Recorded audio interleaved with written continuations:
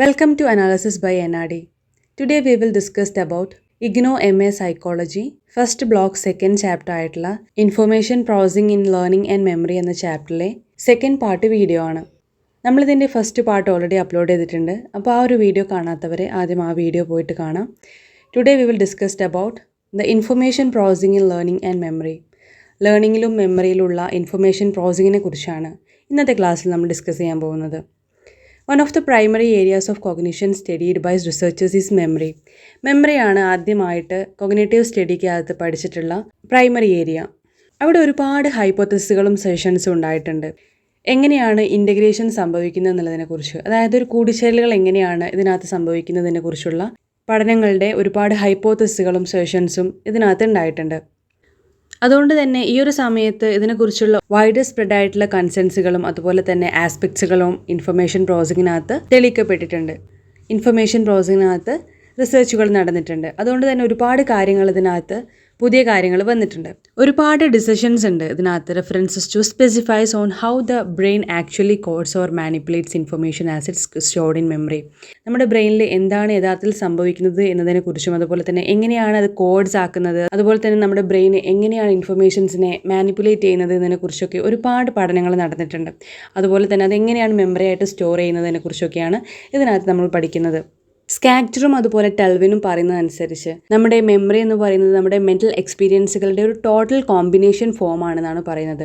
According to them, memory is built store that must be accessed in some way in order for effective recall or retrieval to occur. Memory എന്ന് പറയുന്നത് multi staged ആണെന്നാണ് പറയുന്നത്. അതുപോലെ തന്നെ memory is multi faceted if not multi staged system of connections and representations that encompass a life time accumulation of perception. അതുകൊണ്ട് തന്നെ ഇത് multi സ്റ്റേജഡ് ആണ്. അതുപോലെ തന്നെ നമ്മുടെ ലൈഫ് ടൈം നമ്മൾ എന്ത് ചെയ്തുകൊണ്ടിരിക്കുകയാണ്, ഇതിൻ്റെ അകത്ത് റെപ്രസെൻറ്റേഷനും കണക്ഷൻസും എൻകംപാസ് ചെയ്തുകൊണ്ടേയിരിക്കുകയാണ്. Life time accumulation of perceptions ആണ് നമ്മുടെ മെമ്മറി എന്ന് പറയുന്നത്.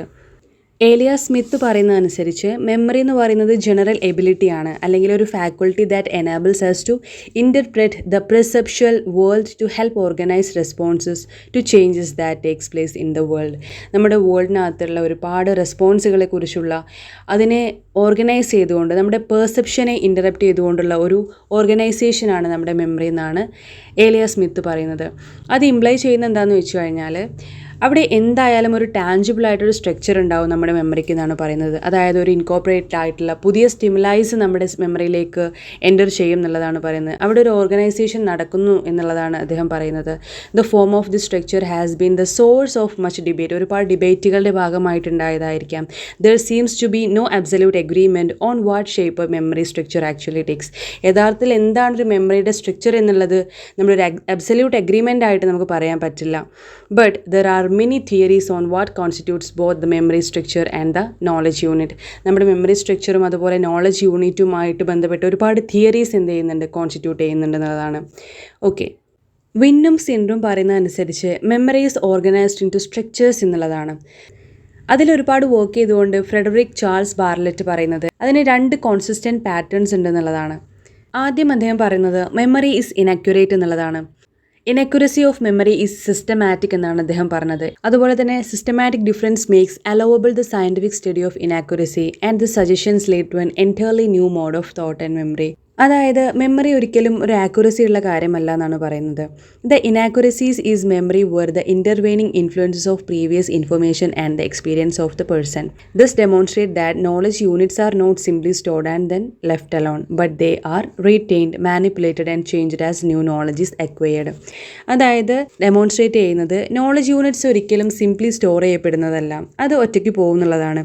ബട്ട് ദേ ആർ റീറ്റെയിൻഡ്, അതിനെ നമുക്ക് റീറ്റെയിൻ ചെയ്യാൻ പറ്റും, മാനിപ്പുലേറ്റ് ചെയ്യാൻ പറ്റും. അതുപോലെ തന്നെ അതൊരു പുതിയ നോളജായിട്ട് നമുക്ക് കിട്ടിയതായിട്ട് നമുക്ക് എന്ത് ചെയ്യാൻ പറ്റും, ചേഞ്ച് ചെയ്യാൻ പറ്റും.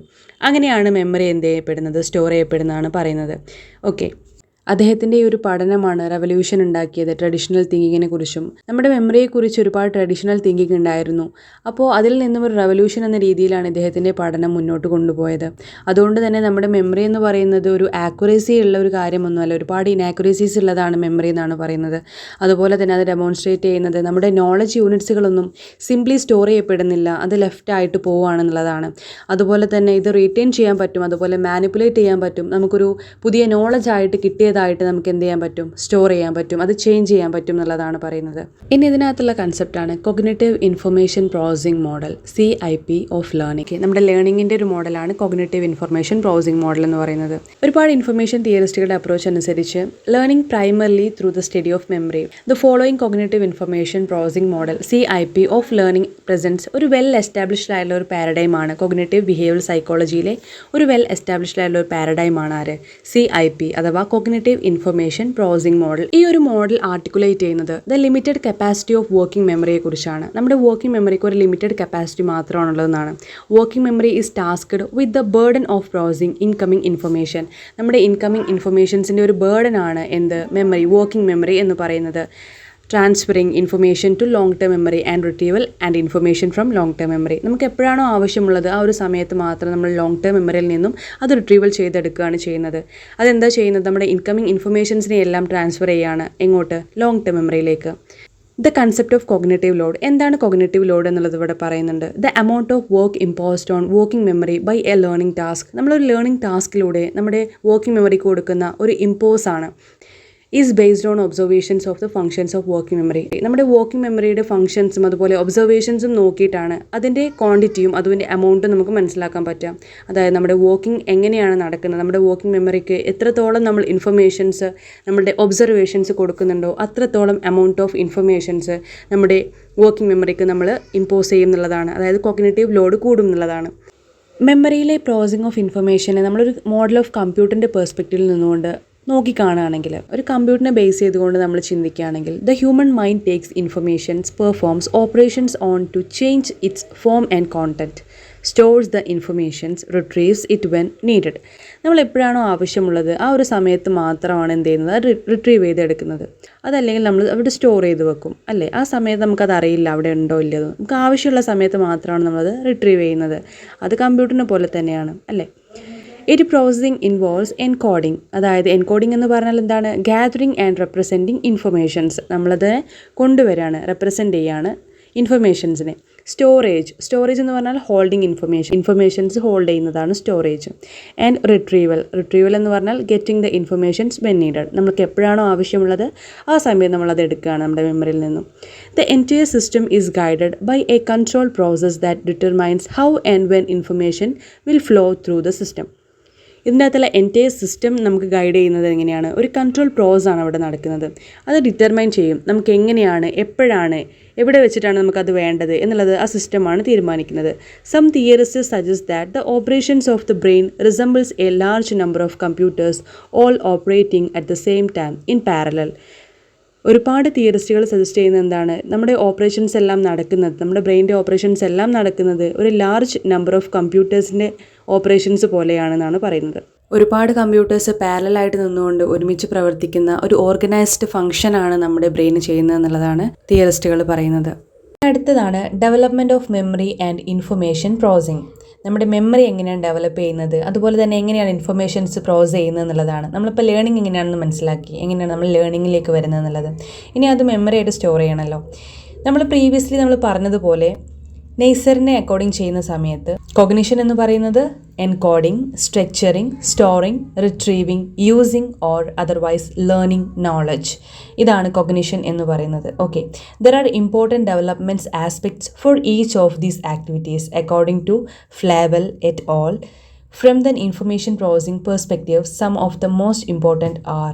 ഇൻഫർമേഷൻ പ്രോസസ്സിംഗ് പെർസ്പെക്റ്റീവിനെ അക്കോർഡിംഗ് ചെയ്യുമ്പോൾ കുറച്ച് മോസ്റ്റ് ഇമ്പോർട്ടൻ്റ് ആയിട്ടുള്ള ചില പോയിന്റുകൾ നമുക്ക് നോക്കാം. ഇതിലെ ആദ്യത്തെ പോയിന്റ് എന്ന് പറയുന്നത് ബ്രെയിൻ ചേഞ്ചസ് ബ്രോട്ട് ചെയ്യുന്നത് അബൌട്ട് ബയോളജിക്കൽ മെച്ചുറേഷനോ അല്ലെങ്കിൽ എക്സ്പീരിയൻസുകളോ ആണ്.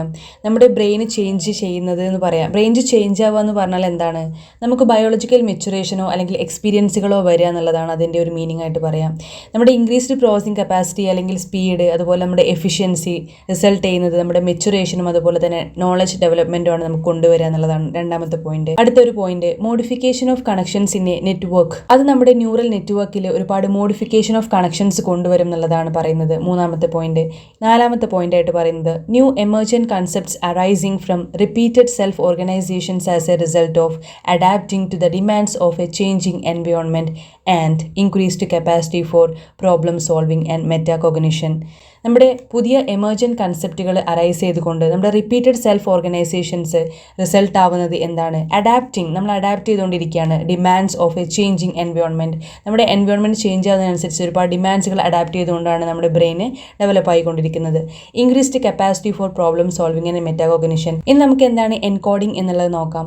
Encoding occurs during the initial processing of a stimulus or event. ഒരു സ്റ്റിമുലസോ അല്ലെങ്കിൽ ഒരു ഇവന്റോ നടക്കുന്ന സമയത്ത് അതിന്റെ ഇനീഷ്യൽ പ്രോസസിംഗ് ആയിട്ടാണ് എന്ത് ചെയ്യുന്നത്? എൻകോഡിംഗ് നടക്കുന്നത്. നമുക്കൊരു കാര്യം നമ്മൾ കേൾക്കുകയാണ്, അതാണ് എൻകോഡിംഗ്. അത് നമ്മൾ നമ്മുടെ മൈൻഡിലേക്ക് കയറ്റാണ്, അതാണ് എൻകോഡിംഗ്. നമ്മുടെ മൈൻഡ് അത് മനസ്സിലാക്കുകയാണ്, അതിനാണ് എൻകോഡിംഗ് എന്ന് പറയുക. Maturation and experiences influence this process. നമ്മുടെ മെച്ചുറേഷനും അതുപോലെ തന്നെ നമ്മുടെ എക്സ്പീരിയൻസുകളും ഇതിനെ നന്നായിട്ട് ഇൻഫ്ലുവൻസ് ചെയ്യുന്നുള്ളതാണ്. ഡെംസ്റ്റർ പറയുന്ന അനുസരിച്ച് adult capacity for short time memory എന്ന് പറയുന്നത് 5+2 ആണ്. ഡിജിറ്റ്സ് ആണ് കേട്ടോ പറയുന്നത്. It's much 2 digits lower for children aged 5. 5 വയസ്സായ കുട്ടികൾക്ക് അതിൽ 2 ഡിജിറ്റ് കുറയും. അതുപോലെ തന്നെ 1 ഡിജിറ്റും കൂടി ലോവർ ആയിരിക്കും ഫോർ ചിൽഡ്രൻ ഏജ്ഡ് 9. 9 വയസ്സ് ആയ കുട്ടികൾക്ക് 1 ഡിജിറ്റും കൂടി അതിൽ താഴും. ആസ് ഫോർ എക്സ്പീരിയൻസ്, ഓരോ എക്സ്പീരിയൻസിനനുസരിച്ചാണ്. ഇതിനകത്ത് ഏറ്റവും ഇമ്പോർട്ടൻ്റ് ആയിട്ടുള്ളൊരു ഡിഫറൻസ് എന്ന് പറയുന്നത് novices and experts is the structures and organisations of domain specific നോളജിനെ കുറിച്ചാണ്. ഓക്കെ, ഇനി അടുത്തത് പറയുന്നത് സ്ട്രക്ചറിങ് ആൻഡ് ഓർഗനൈസിംഗ് ആണ്. എന്താണ് സ്ട്രക്ചറിങ് ആൻഡ് ഓർഗനൈസിംഗ്? ഇൻഫർമേഷൻസിനെയാണ് സ്ട്രക്ചറിങ്ങും ഓർഗനൈസിങ്ങും ചെയ്യുന്നത്. Occurs as the learner process and store information. ഒരു ലേണേഴ്സിൻ്റെ പ്രോസസ്സാണ്, അതായത് പഠിക്കുന്ന ഒരാളുടെ പ്രോസസിങ്ങും അതുപോലെ അതിൻ്റെ സ്റ്റോറിങ് ഇൻഫർമേഷൻസും ആണ് ഇതിനകത്ത് നടക്കുന്നത്.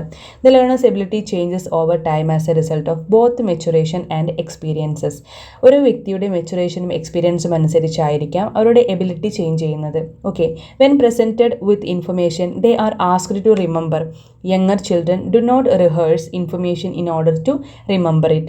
As they get into school, they begin to develop or are taught various strategies. At first, these strategies are only used when prompted by someone else.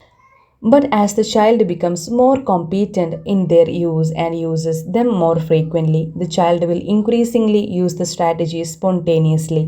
ഓരോ കുട്ടികളുടെയും സ്ട്രാറ്റജീസ് ഡിഫറെൻ്റ് ആയിരിക്കും. ചില കുട്ടികൾ പഠിക്കാൻ താല്പര്യം കാണിക്കില്ല, ചില കുട്ടികൾ അത് പഠിക്കാൻ താല്പര്യം കാണിക്കും. അപ്പോൾ ഓരോ കുട്ടികൾക്കും അതിൻ്റെ സ്ട്രാറ്റജീസ് ഡിഫറെൻ്റ് ആയിരിക്കും. ചില കുട്ടികൾ സ്ട്രാറ്റജീസ് ഉപയോഗിച്ചുകൊണ്ട് അത് ഓർത്തു വെക്കാൻ ശ്രമിക്കും. One of the most important information processing capacities a child develops in the ability to organise information.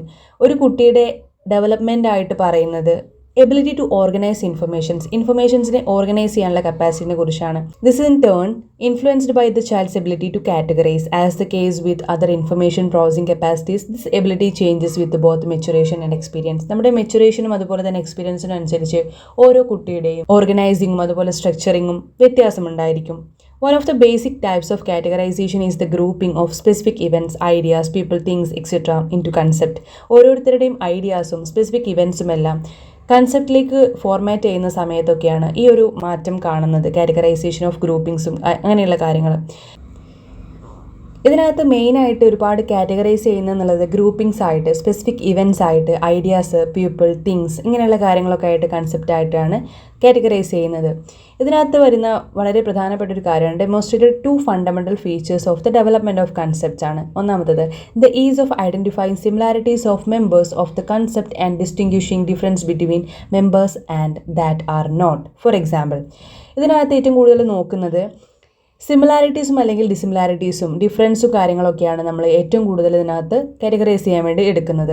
The development of a concept of animal. ഒരു ആനിമലിൻ്റെ ഡെവലപ്മെൻറ്റ് കൺസെപ്റ്റ് നോക്കുകയാണെങ്കിൽ would be more difficult than developing of the concept of dog or cat because it would be easier to identify similarities among the dogs or Katz.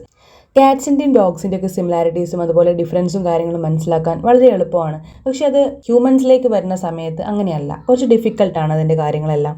This has important implications as we design learning activities for children and youth that can help them develop their organization and storage capacities. നമ്മുടെ storage കപ്പാസിറ്റീസും അതുപോലെ organisational പവറും കൂട്ടാൻ വേണ്ടിയിട്ട് നമുക്ക് ഒരുപാട് കാര്യങ്ങൾ പറഞ്ഞു കൊടുക്കാൻ പറ്റും. അതിനൊരു ഡിസൈൻ ഉണ്ട് ലേണിങ്ങിന്. അടുത്തതാണ് storage and retrieval. How much information can be stored and retrieved relative to a stimulus or event also changes over time. For example, prior to about age 7 months, an infant will not seek an object that has been shown and then removed from view. The infant has encoded the object such as a rattle and will reach for it. but seems to lose interest as soon as it is no longer in view. At about 7 months attain what is called object permanence and will begin to seek the object if it is removed from view. ഒരു given of ടൈമിനനുസരിച്ച് നമ്മൾ എത്രത്തോളം storage കപ്പാസിറ്റിയും അതുപോലെ നമുക്ക് retrieval കപ്പാസിറ്റിയും ഉണ്ടാകും എന്നുള്ളതാണ്. നമുക്കൊരു എക്സാമ്പിളായിട്ട് പറഞ്ഞു കഴിഞ്ഞാൽ ഒരു 7 മാസം മാത്രം പ്രായമുള്ള ഒരു ഇൻഫാൻറ്റ് ഒരു പെർട്ടിക്കുലർ ഒബ്ജക്റ്റ് നമ്മൾ കാണിച്ചു കൊടുക്കുകയാണ്. ആ കുട്ടി അതിന് തിരയില്ല. നമ്മൾ വീണ്ടും വീണ്ടും അത് റിപ്പീറ്റ് ചെയ്തുകൊണ്ടേ ഇരുന്നാൽ ആ കുട്ടിക്ക് അറിയാം അതെന്തോ ഒരു സാധനമാണ്. പിന്നെ ചിലപ്പോൾ അത് റിഗ്രറ്റ് ചെയ്യും. കിട്ടാത്ത സാധനമാണെങ്കിൽ അത് ചിലപ്പോൾ റിഗ്രറ്റ് ചെയ്യും. ഓക്കെ, അതെന്തുകൊണ്ടാണ്? അതിൻ്റെ ഓൾറെഡി റിട്രീവൽ നടക്കുന്നുണ്ട്, സ്റ്റോറേജും റിട്രീവലും നടക്കുന്നുണ്ട്. അതിനറിയാം അതെന്താണ് സാധനം, അതുപോലെ തന്നെ അതെനിക്ക് വേണ്ട എന്നുള്ള കാര്യം. അതെന്തുകൊണ്ടാണ്? സ്റ്റോറേജും റിട്രീവലും നടക്കുന്നത് കൊണ്ടാണ്. ആ ഒരു കൺസെപ്റ്റാണ് ഇതിനകത്ത് പറയുന്നത്. Children must be given ample opportunity to create successful learning programs that work for them. അതിനകത്ത് നമ്മൾ കോൺസെൻട്രേറ്റ് ചെയ്തുകൊണ്ട് ഒരുപാട് തവണ നമ്മളത് റിപ്പീറ്റ് ചെയ്തുകൊണ്ട് ചെയ്യുകയാണെങ്കിൽ എല്ലാവർക്കും മനസ്സിലായി എന്നാണ് വിചാരിക്കുന്നത്. അപ്പോൾ ഈ ഒരു ചാപ്റ്ററിൻ്റെ അടുത്തൊരു ഭാഗമായിട്ട് അടുത്തൊരു ക്ലാസ്സിൽ കാണാം. എല്ലാവർക്കും താങ്ക് യു സോ മച്ച്.